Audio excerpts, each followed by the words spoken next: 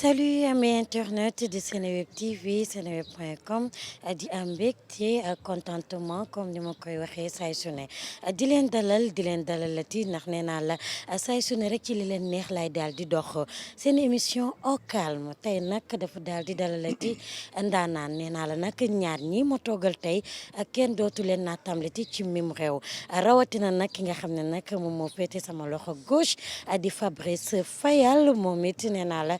min nañ ko loolu ci milieu bi nga xam ne def na bay na waaram ci série bu mag boobee di secret de famille avec waa Yes Dakar balaa muy ñëw nag rejoindre maison de production bu mag boobu di Evenprod dañu leen di daal di bàyyi rek ñu daal di nuyoo ak yéen ñu présenté leen suñuy invité après nag ñu jublu ci waxtaan bi Fabrice Fayal nuyu naa la. Nabou maa ngi lay fay maa ngi nuyu téléspectateurs yëpp. di remercier waa Seneweb ci invitation tey frère Fayal la ñu daal di dalal damay daal di bàyyi rek Gérard Fayal moom it mu daal di nuyoo. Nabou nuyu naa la nuyu naa mbokku téléspectateurs yëpp di nuyu waa Seneweb très bien voilà merci. yëg ngeen ne da ngeen a xew. loolu dañ koy dégg mais est-ce que dëgg la dañ koy dégg rek de. ay yéen a gàddu buzz. bon en tout cas daal ñu ngi def lu ñu mën daal pour bégal askan yëpp waaw askan bi ñu ngi leen di jéem bégal. d'accord dañ koy daal di tàmbalee rek comme fans yi ñoo ñu fi tax a toog te ñoom it dañuy bëgg di découvrir seeni acteurs hors série nan la ñuy mel nan la ñuy dundee dañuy daal di tàmbalee ak Fabrice Fayal amu daal di ñëwaat tuuti rek ci briefing ci jaar-jaaram balaa muy dugg nag ci milieu cinéma. bon comme ni ngeen ko xamee je suis graphiste de profession. je travaille j'évolue dans le milieu de la communication digitale.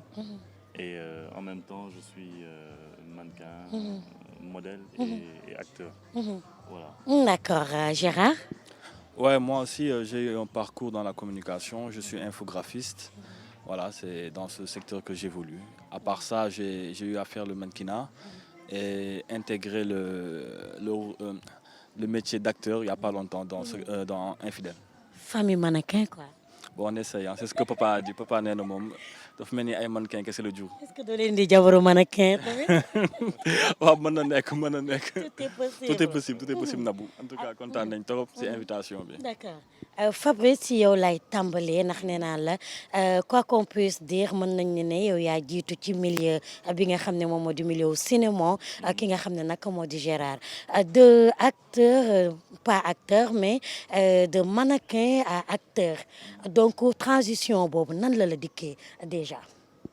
Bon, déjà c'était pas évident. C'était pas facile parce que très souvent dañuy foog ne que le fait que ñu doon ay mannequin. On a plus ou moins l'habitude des caméras. Tu vois. Alors que c'est pas vraiment le cas. Parce que booy défiler.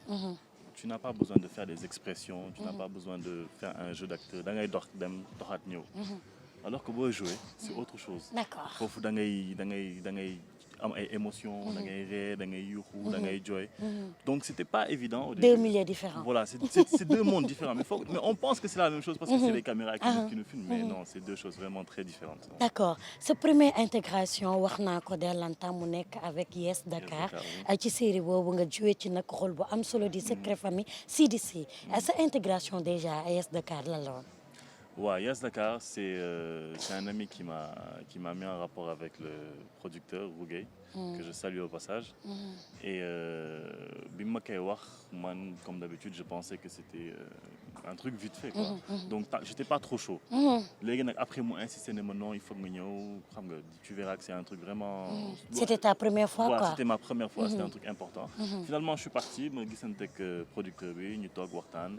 Apparemment mon profil lui a plu, m'a proposé mon rôle et voilà c'est comme ça que ça a commencé en fait. D'accord. Secret de famille. D'accord ci secret de famille tamit ci nga béy ci sa waar trop nit ñi sénégalais yi ñëpp daal di apprécier rôle bi nga xam ne moom la Sidi Sy daal di incarné.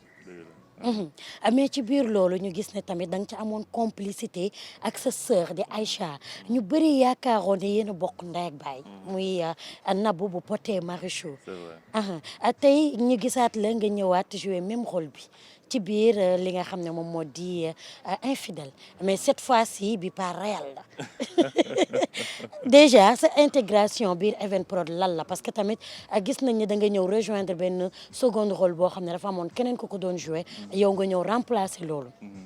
waaw dëgg la parce que en fait dama demoon infidèle pour un autre projet qui n'avait rien à voir avec infidèle hein.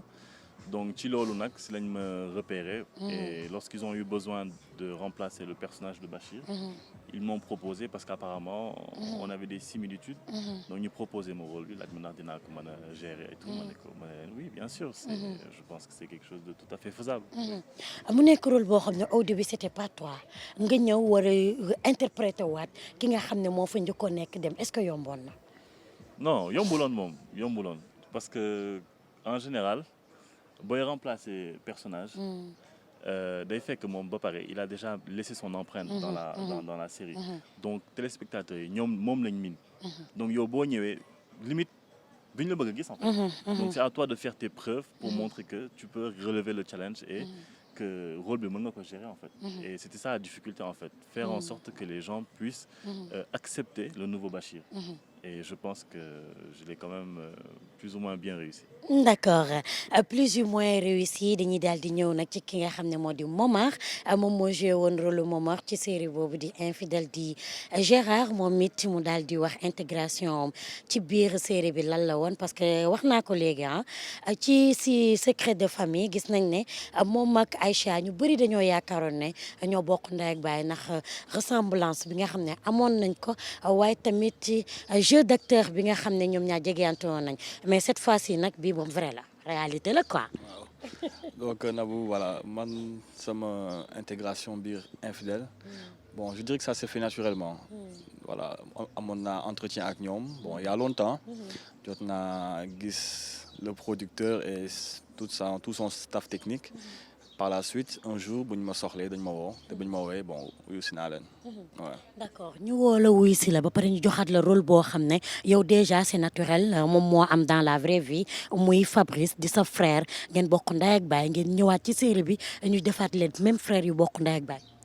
effectivement nekkoon benn situation bu habituelle parce que di tourner ak sa frère je pense que c'est pas quelque chose de compliqué sachant que bon la complicité qu'il y a entre deux frères lu mu graaw dina feeñ parce que man ak Fabrice di Bachir si infidèle am nañ benn complicité macha allah bi nga xamante ne ñu ngi koy dund au quotidien donc on a interprété bon ce qu'on nous a donné benn texte la woon benn scénario la et on a essayé de donner le meilleur de nous-mêmes voilà. D'accord vous avez essayé de créer le meilleur de vous-même mais da ngeen a nekk ci rôle boo xam ne jamono ji mën naa ne dafa bari ci réew mi muy adultère c'était pas du tout évident tey ñu gis sa frère sekk ak jabaru rakku jabaram mu nekk rôle boo xam ne moom ngeen interprété ci biir infidèle est-ce que yomboon na tey yow mi nga xam ne yaa nekkoon ci biir rôle bi.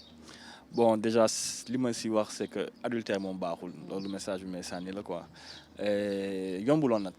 yombuloon parce que il fallait manifester certaines émotions yi nga xamante ne bon c'était cohérent par rapport à l'atmosphère par rapport à la tendance bi nga xam ne scénario bi laaj na ko donc man personnellement bon j'ai vraiment fait un gros travail sur moi-même pour pouvoir donner ces résultats waaw parce que tamit di xuloo ak sa frère sur déjà ce qu'on appelle l'adultère c'était pas très évident il fallait sortir les voilà. mais pour poñ ba waroon na mën a yegg mu mas tuuti après nga ne ko grand film la woon. waaw bëggoon naa ko dugal coup mais après bu ma xalaatee ne sama grand frère la ma ne grawul quoi mën nañ ko régler si wax quoi si kaddu mais vraiment bon rafetoon na te je pense que message bu ñu bëggoon véhiculer je pense que jàll na parce que gis nga série bi am na message yu bëri yi nga xamante ne mi ngi ci biir nit yi bu ñu xool seulement benn aspect bi mais nañu xool yeete bi parce que infidèle quoi qu'on puisse dire il y a une partie bu yeete c'est très important. D'accord c'est très important ñu daal di ñëwaat ci Bachir moom nag damay ñëw rek ci de CDC à Bachir man personnellement je parle en connaissance de cause il y a une très grande amélioration. Oui, effectivement. xam ngeen CDC. C'était un personnage assez calme, assez doux, assez gentil, tu vois, assez émotif. tandis que Bachir Bachir wuyu la non Bachir saay-saay la donc tey jii nii li newoon ci Sidy tey mënoo ko andi ci Bachir mënul nekk donc fa la ñu changer yu bëri fa la ñu génnee comportement yu bees fa la ñu andi amélioration yu grave pour mën a endosser personnage boobu noonu mais c'est que yow sa personnage en personne dafa xaw a nduroog personnage yu Sidy si da nga xaw a yambare waaye xamuñu woon ne amoon nga jikko caay-caay googu ci Bachir waaw dëgg la looloo jaaxal sénégalais en fait c'est vrai que de base je suis plutôt calme réservé du coup gars yi foogoon nañ ne tey jii nii pour que ma mën a gérer rôle Bachir ce serait un petit peu compliqué du fait que man de base je suis quelqu'un d'assez effacé mais bon écoutez comme je le dis souvent c'est juste des rôles, ce sont des personnages qu'on joue d'accord donc si tu dois jouer au méchant tu joues au méchant si tu dois jouer au gentil tu joues au gentil et cetera quoi Adélaïque ak Sophia mu nekk ñaari sœurs yi bokk ndey ak baay Bachir tëwu boppam ah daal di ëmbal ñu baal ma ci moo bi enceinte ki nga xam ne moom moo di jabaram ak rakku jabaram métti na de. non métti na kañ métti na c'est que Bachir dafa xaw a mais rôle bi nga ko joué ba pare après ne deful équation en fait surtout moment bi sa jabar perte doomam bi ko rakk ji daal di drogué mu perte ci doomam nekk hôpital après amul lu regret boo xam ne am nga regret dafa am normal c'est forcé c'est obligé regret dafa am de toute façon gis ngeen ko sax ci saison 2 bi Bachir il faisait tout pour que jabaram mën ko baal ci li mu def tu vois moom instant yi leen rek la doon gis mooy dégager Sophia mais voilà quoi il a tout fait pour pouvoir récupérer sa femme parce que au fond c'est vrai qu'il a déconné moom def na fu def ak rakk ji mais au fond moom bëgg na jabaram c'est ça en fait. D'accord au fond moom bëgg na jabaram mais dañ ci incarner rôle boo xam ne c'était pas du tout facile tey est-ce que tamit mës nga dox ci mbedd nit indexé la wax la lu la ci metti wala wax la loo xam ne après da ngay regretter sax interpréter bi nga interpréter rôle bi. non quand même non pas du tout loolu dalu ma non gars yi bu ñu ma gisee ci mbedd bi xam nga dañ may béggee di ma encourager et tout quoi ils savent que c'est juste un personnage c'est pas quelque chose que je vis réellement en fait. D'accord même question pour toi Momar rôle bi nga incarné est-ce que tamit mës nga dajeeg nit mu naan la fatt nga sa frère wala waroon nga doo sa frère des trucs comme ça.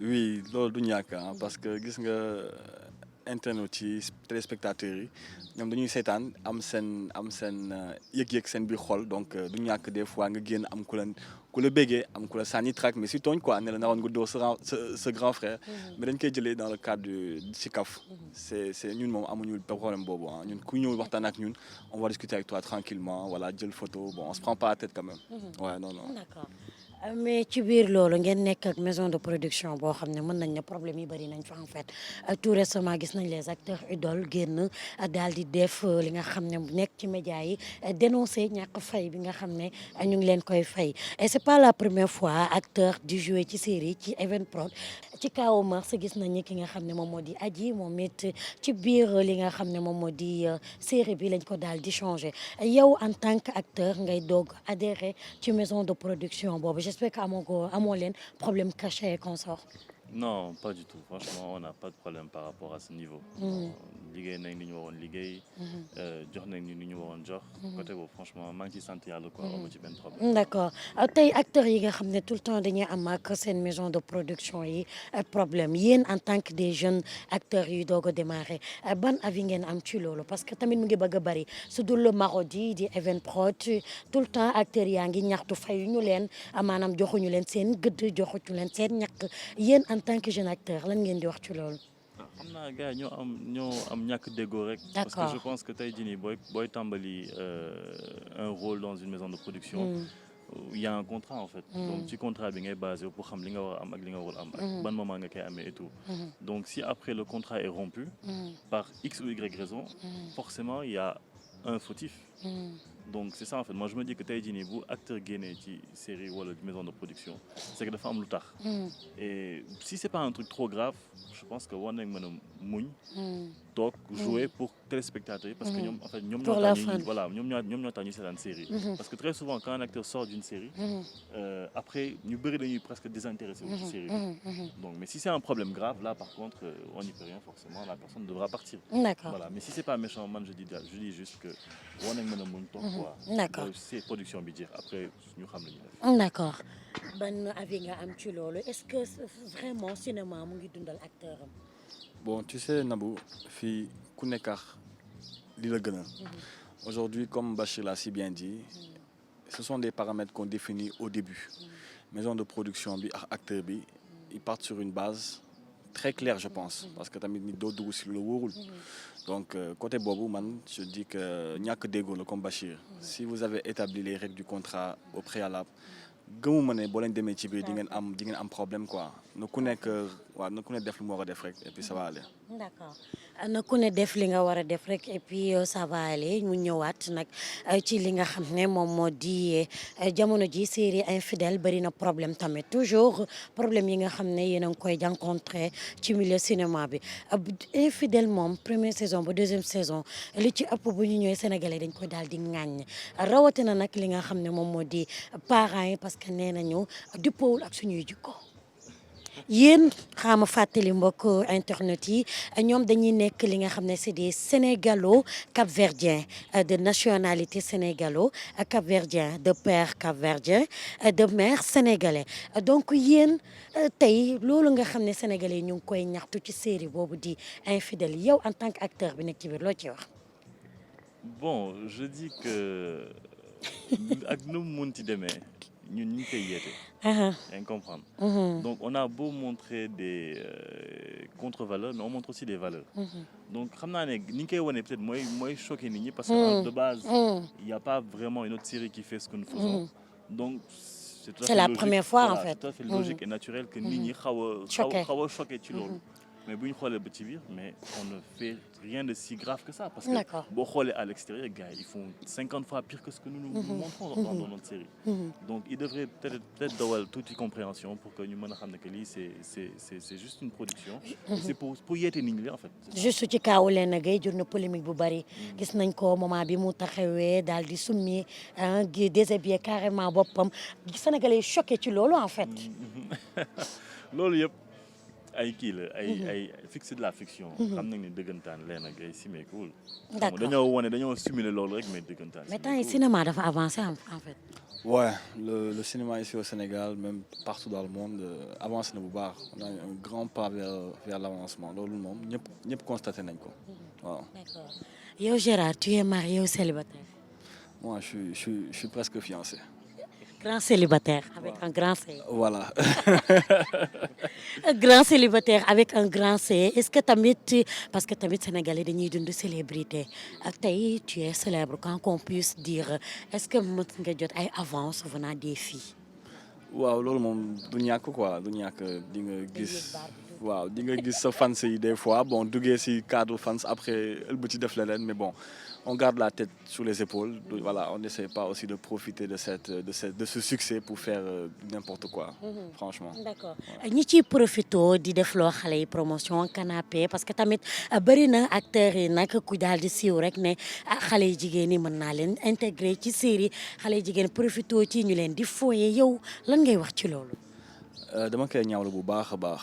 parce que tu sais nit da ngay gëm sa bopp nekkul nekk boo defee sa promotion canapé rek nit ki dina la jàppale ba nga tekki non gëmal sa bopp ndaxte gëm sa bopp rek moo wóor fii yàlla mooy dogal bul jël sa réussite rek wékk ko si nit lépp loo gis rek boo liggéeyee dëgg-dëgg la si fekk si quoi réussite bi dina la fekk si il faut bul douter ses compétences quoi man message boobu la am pour wax nit yi surtout jigéen ñi je lance un message très fort ne vous prenez pas la tête réussite moom boo si defee li war rek dina ñëw quoi bul si demee bëgg-bëgg torop ndaxte des fois sa bëgg-bëgg dina la dugal si li nga xamante ne après da nga koy rëccu donc garder la tête sur les épaules te xam ne que liggéey rek mooy fay. C'est important. C'est très important. yow moom du ma la laaj célibataire ndax xam naa ne tu es un grand célibataire avec un grand C sa relation xale yu jigéen ñi. sànni xeer de Nabou ay may sànni xeer.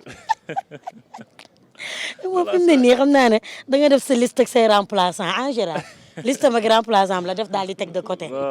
bon Bachir bon am na jikko bu baax de bon xanaa mun na ba ma ay ko affaire faral nag oui maa ngi yéen rek a fi nekk. waa si non du ma ko faral dafa doy waar. moom daal même à la maison ah moom il est très effacé quand même waaw moom des fois paa bi dina ne waaw mais kii est-ce que mu ngi si kër gi waaw donc peut-être bu defee yeneen yi man je suis pas au courant. d'accord waaw looy tontu ci loolu yow.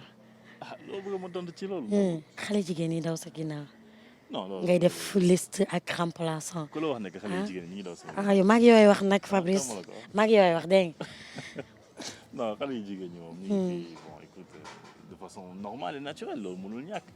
mais daw ñu sama. d'accord relation amoureuse avec Adams moom la ko gars yi di jiiñ jamono ji l'artiste chanteuse Adams Sène nee nañ nag temps yi Fabrice moo koy jël am naag amul mu ngi nii tu ngi ne teew ñi nataal gars yi sénégalais yi wax de du man de. ah bon sénégalais yi. loolu la ñuy wax ñu ne temps yi moom Adams Sène moom ba gis nañ temps yi moom kilibam bi sax da nga koo jaune sax. non Adam Sène sama jigéen la Adam Sène sama xarit la sama keuse la. C'est la seconde fois qu'on travaille ensemble sur notre projet. Mais Adam Sène xamante nañ depuis presque maintenant quoi 2 ans et demi. Donc quand elle a voulu faire son nouveau tube là, elle m'a proposé et ouais j'ai trouvé l'idée. D'accord. Et le son très bien donc je me suis dit ouais, pourquoi pas ouais. Mais Adam Sène maag moom. nay leer de nay leer nay leer. dara xewul suñu diggante Adam Sène sama sœur la sama xarit la. d'accord yaakaar naa ne loolu leer na waaye tamit dama lay laaj ci benn anecdote wala loo dund rek que ça soit ci cinéma bi wala temps booy lenn loo xam ne daf la marqué ba boo ko xalaatee rek sa xol du neex.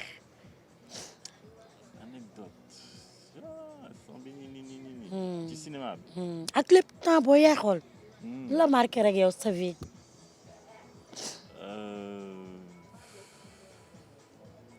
Je dirais peut-être les débuts. Dans le milieu. xam nga booy doog a tàmbali. yu bëri doo ko xam. donc gars yi on va dire plus ou moins dañ lay exploiter. donc au début da ngay def parce que tu dois faire. mais boo demee ba ci bi après tu te dis mais. attends man. nekkati gars yi dañu ma jaar sama kaw en fait. donc loolu boo ko xalaataatee tu te dis non su ma xamoon instant bi maturité bi ma am instant expérience bi ma ci am. su ma ko amoon au début. on a yu bëri dama ci fekk. d'accord voilà. yow même question. Bon, moi, je dirais plutôt dans un sens, dans la vie habituelle, quoi. Ouais, une anecdote, moi, je suis un ben xalé bu jigen, ma bëgg ko lool. Ma wacc liggéey ñu jokko téléphone ñu xulo tuuti ni. Ma kay wo décroché wul. Mais comme man je suis un lover, ma xol fi ma nek amul taxi, sama auto dafa am problème. Ma gis sama vélo petit frère.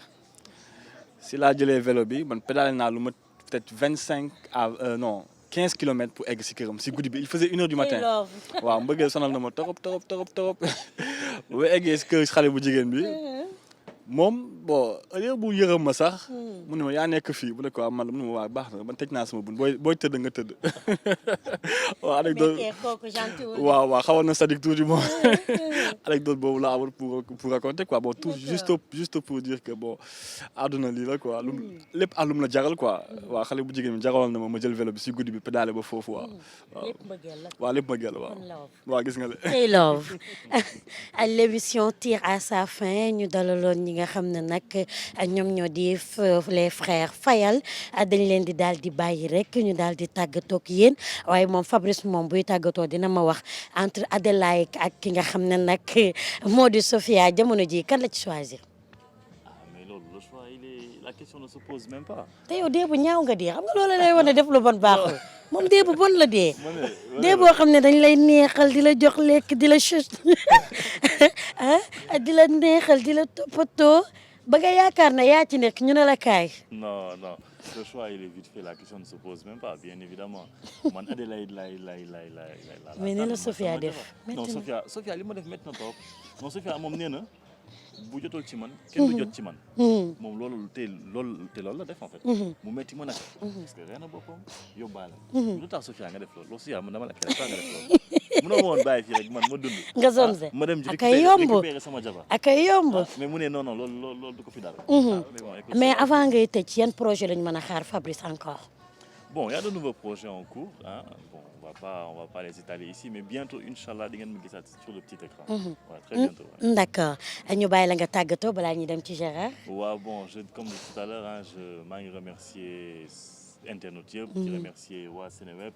ci invitation yi di la remercier yow. ñoo far vraiment ça fait plaisir et je suis très content. on est ensemble. yow tamit nga dëgër bopp lool dem kër jàmbur génnal doo ñibbi. Bon, moi déjà, je suis pas venu de mon propre gré. Ade moom woo si kër gi te sama sister bu baax la bu ma woowee dama koy wuyu si waaw. waaye bu la wooyee sa frère bëggul nga ne fa demal rek jàmm ñëw ñu soriwul yow la non jàmm soriwul. mais gis naa ne foofu li fa xewoon c'était pas très catholique quoi. léegi ma ne woon ne je vais un peu semer le boucan. comme ça sama frère ruus mën a bàyyi li muy def quoi mais gis naa ne moom amu si ruus quoi. d'accord mais tey boo doon wax ci fin wu bi nga xam ne moom la sa frère Bachir am ak ki nga xam ne moo di Sophia. Bon, du fin bu rafet quand même. Parce que nit moom quoi qu'on puisse dire moom chacun a droit à une deuxième chance quoi. te c'est pas parce que bon def na lu mel noonu que il méritait la mort quoi. Il y avait d'autres punitions qu'on pouvait lui octroyer mais du doon dee quoi quand même waaw dee bi moom waaw c'était pas la meilleure option. l'émission tire à sa fin ñu bàyyi la nga tàggatoo ak fan si mbokk internet yi. Voilà maa ngi kontaan déjà ci invitation bi di nuyu internet yëpp di bége waa Seneweb. di kontaan trop si yow Nabou. Voilà on est très content de partager cette émission avec toi. Et puis voilà di nuyu ñëpp daal. fépp fu waay ne si Sénégal diaspora bi ñu ngi lay nuyu bu baax a baax. noo leen gisee émission au calme.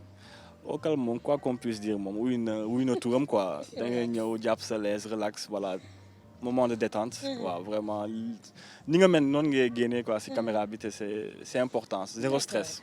D'accord zéro stress nee naa la noonu rek lay fas yéene di demee ak samay invité c'était votre émission au calme doon ci am mbégte ak contentement dalal les frères Fayal ñu nekk nit ñu baax di leen jaajëfal ci disponibilité bi nga xam ne essayé nañ ko def ko bàyyi seen liggéey bàyyi lépp lu ñu jàppoon ñëw rek toog ak man pour def plateau bi di leen jox dig daje beneen yoon beneen gox beneen i endroit waaye tamit balaa may tëj damay remercier endroit bii ñu nekk cadre bu nice bii nga xam ne ñoo ma accordel ma def fi sama plateau di teeru bi plus particulièrement nag ki nga xam ne moo di monsieur Frédéric Gomis mon frère d'amour mille merci à toi kontaan naa lool ci li nga def merci beaucoup à la prochaine bye.